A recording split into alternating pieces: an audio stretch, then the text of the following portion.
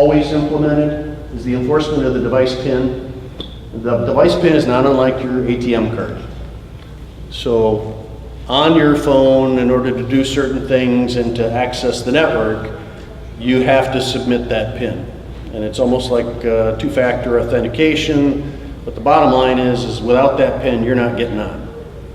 And that pin is necessary in almost every instance for you to meet compliance when it comes to BYOD.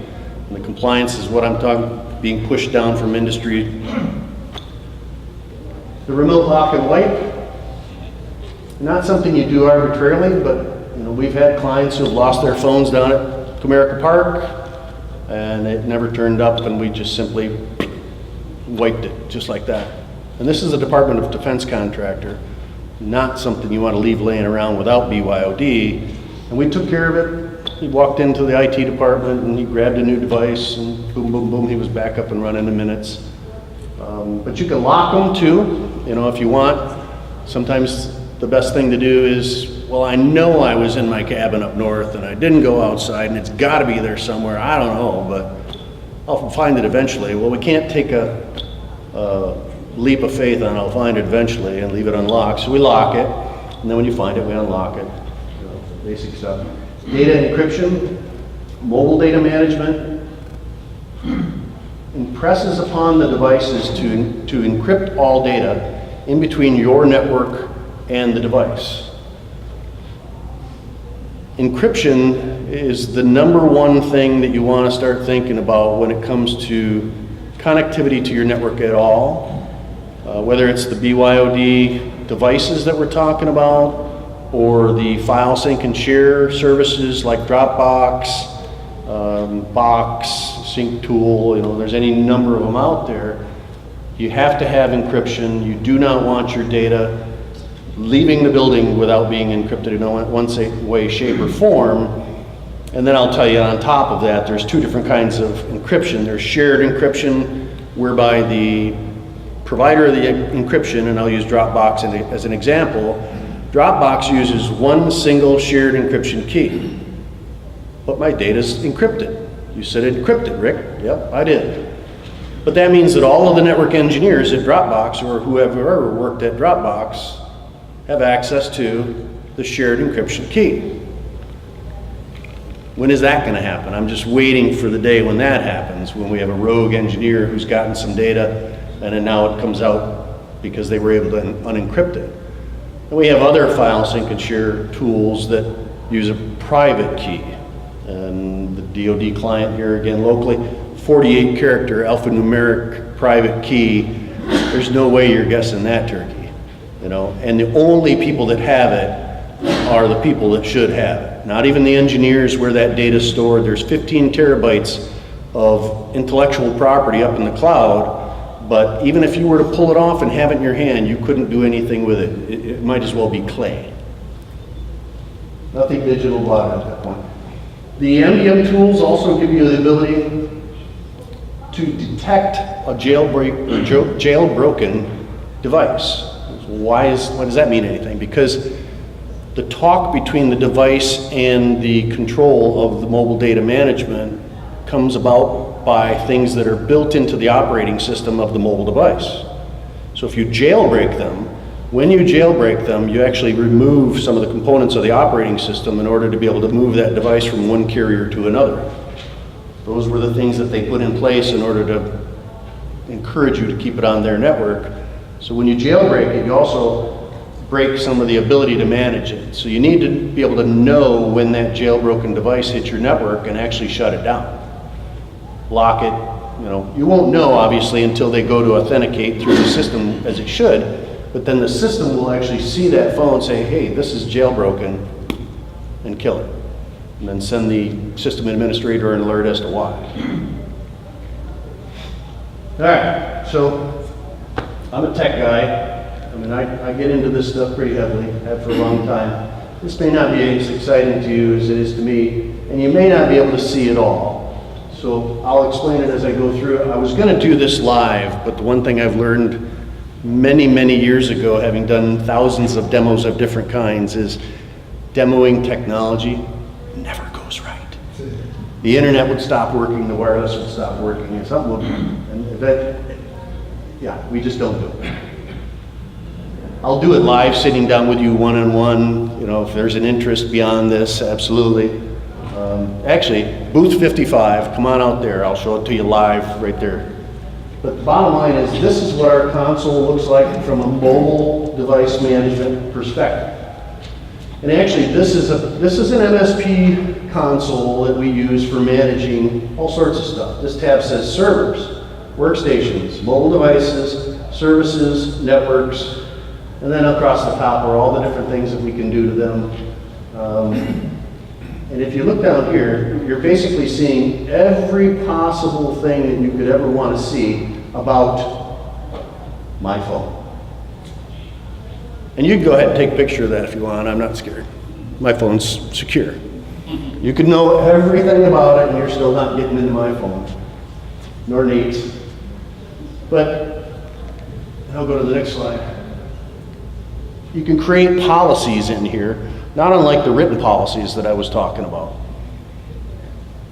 There, and the reason why that red box is over there on the right-hand side is because it's not just one policy for the company. You can create grouped policies based on groups of individuals at different administrative and executive levels in the company, so that you can give some people certain access, other people less access. You can check this checkbox, which says employee-owned device, BYOD. And the reason why I mentioned that early on, that those two things were one and the same now, is this same console now does both sides of the house. Corporate devices and personal devices are all managed through the same console. And all you have to do is tell it, well, this is one policy, this is a BYOD policy, and this is not a BYOD policy. And then up here I can start to apply some of the commands that come into play when I want to work with that device. Do I want it? We can GPS those phones. How'd you like to know where your sales staff went today? Build this into your policies, by the way, your written policies, privacy and all that. You know, don't do it, don't turn it on unless you've told them well in advance. But all these phones that you have, most of them anyway, smart devices, have a GPS on them, and you can enable that here, and you can actually see it in a map. Right? You can remote lock them, set the passcode, clear the passcode, wipe the device, so on. All those things I mentioned earlier. And then there's reporting that comes out of this that has all this minutia in it, or console level or a dashboard level views like this, just to let you know that hey, of the 13 devices you have now, there are some that are actually offline, the rest are online, etc. So I want to reiterate, if I could, important questions to ask when it comes to engaging the person that is eventually going to enable and manage and support your BYOD is, how many and who do you manage BYOD security and strategy for? It's such an early adoption service, if you will. BYOD's been around for a long time, but it's always been a risk. It doesn't have to be a risk anymore. I can close all of the loopholes on the devices themselves. I can go beyond this, and I talked about the file sync and share and transferring of data, which is another loophole. We can go beyond that, and we can start talking about the wireless network that all of these devices are going to connect to, and I can actually say, well, I'm only going to allow these devices with these specific MAC addresses, and if you know what a MAC address is, every single device in the world has a unique MAC address. So I can tell my wireless that only these MAC addresses are allowed to come onto my network. Now you can see how we're starting to close things down on the ability for people to walk into your network and connect and transfer and put you at risk. Oh, let's see. Long-winded. Cost variables. Okay. So obviously you're going to have IT labor to implement it. If you choose the on-premise solution, you're going to have hardware and software.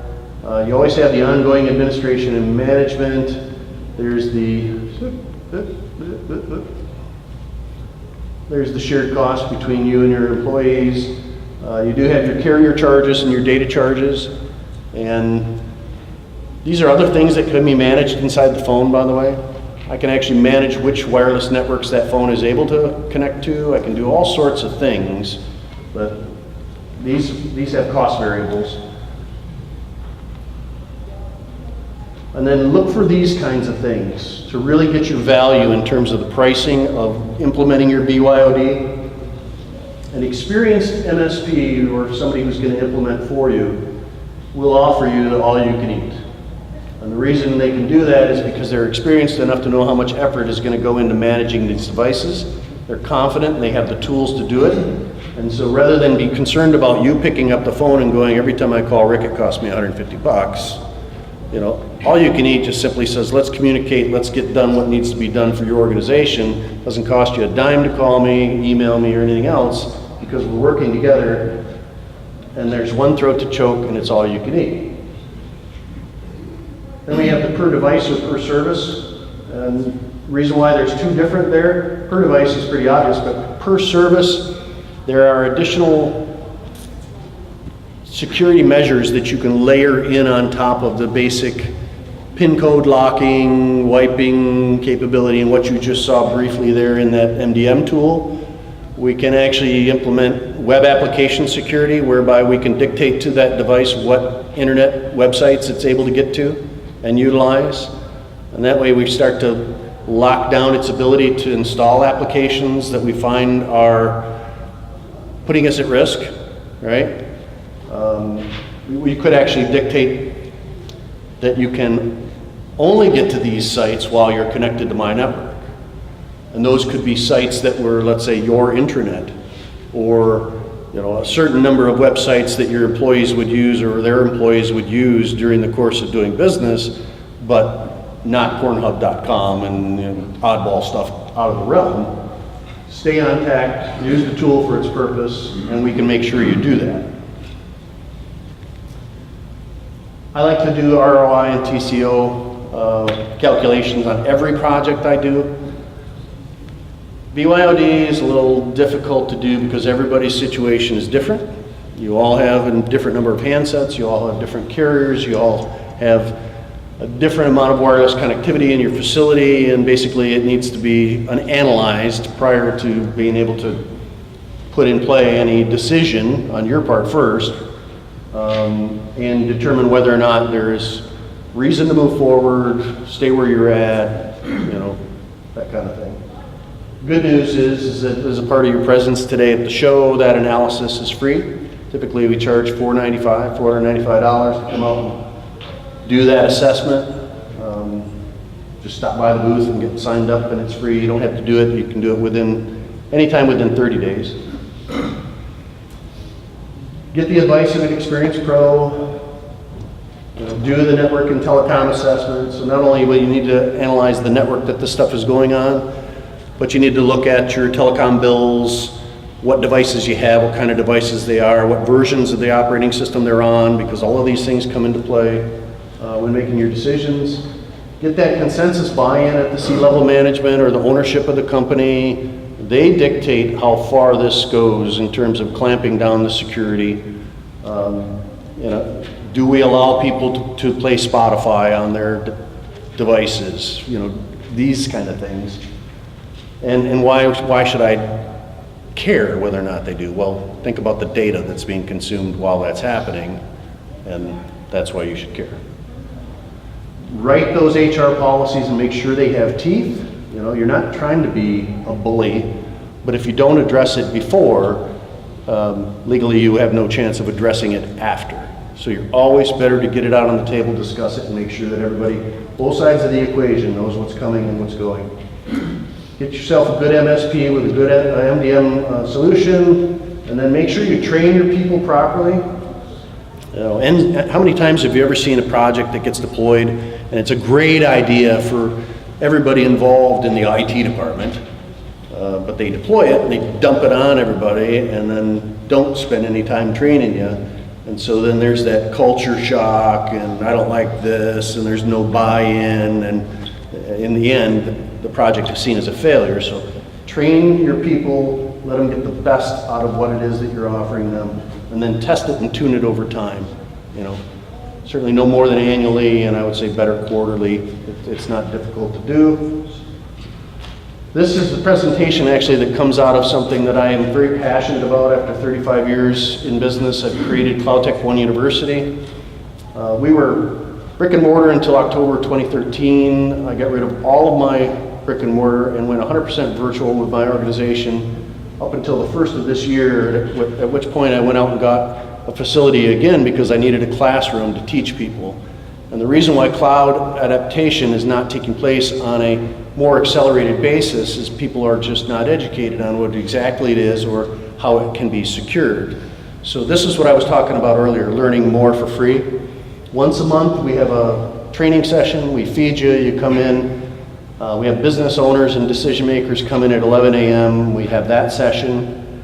We separate them from the IT professionals so that you don't feel like you're being preyed on. You know, where's my next lead? That kind of thing. We have those guys come in at 3 o'clock and then we talk to them and educate them on how to do things better than they are used to doing, and it works out good for everybody.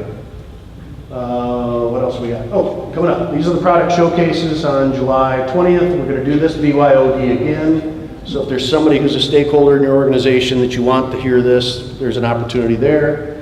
August, we're going to do a really nice piece on business continuity and disaster recovery. We're going to take that all the way from flat files to, I take 20 terabytes of data and I copy it simultaneously off to a data center. And if this primary data center burns down in 15 minutes, I have 250 people completely back online and operational. And we can do all of that. And then network security, because that just plays into everything. You know, don't connect to my network if my network isn't secure. So there's the invite. We're out at booth 55. We've got the free assessment offer. There's my phone number, 855-6-CLOUD-1. If you want my contact information, I like this. This is cool. I'm such a nerd. You can text Beckers1 to 88588 and my complete contact information will come back to you. I do not get yours. You just get mine. It's a push to you, right? And there's my website. So I want to thank you all, and looks like we're running out of time. If we can maybe get a few minutes, I could do a little Q&A if you're interested. No interest? Well, come out and see us at booth 55. Enjoy the rest of your day. It's been a pleasure speaking to you, and I hope you found it valuable.